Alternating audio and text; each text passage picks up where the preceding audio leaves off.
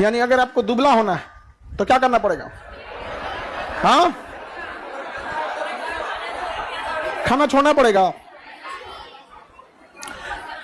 आपको खाना छोड़ना नहीं पड़े, बल्कि खाना को लिमिटेड करना पड़ेगा कि जो जरूरत की चीज है उतना ही ग्लूकोज बने।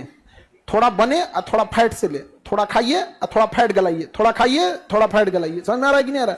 किसी को दिक्कत है तो देखिए, मोटा होने का एक रास्ता है, मतलब उसको कंट्रोल करने का रास्ते में देखिए, जब हम आटा चावल खाते हैं ना, तो इस ससुरा इसकी नेचर ऐसा है ना कि कुछ हिस्सा इसका ग्लूकोज में जाएगा और कुछ हिस्सा वहीं से क्या बन जाएगा, फैट।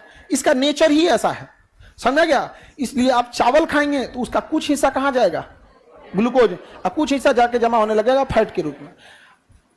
तो अगर आप फल खाएंगे, फल, तो फल में डायरेक्टली ग्लूकोज हो जाता है। फल को पचना बड़ा इजी होता है, खाते 6-7 घंटे के अंदर क्या बन जाता है, ग्लूकोज।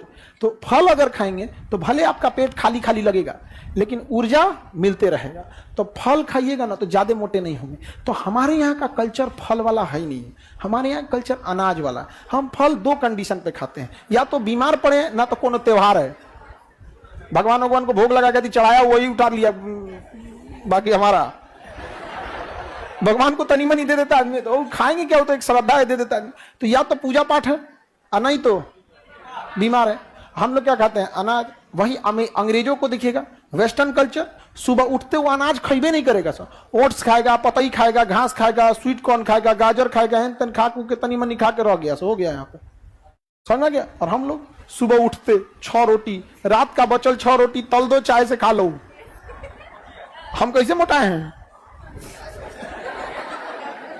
रात का 6 गो रोटी बचल, उसको सुबेरे तल दिए और चाय ले लिए रिफाइन लगा के और खाते रह गए। यहाँ पे वो जो तले हैं वो डायरेक्ट वसा है, वो जो तले हैं तेलवा में ना रिफाइन में, वो डायरेक्ट वसा है। तो डायरेक्ट ले गए, डेली तनी तनी जमा होते होते होते पता नहीं चला, चकरा दिया।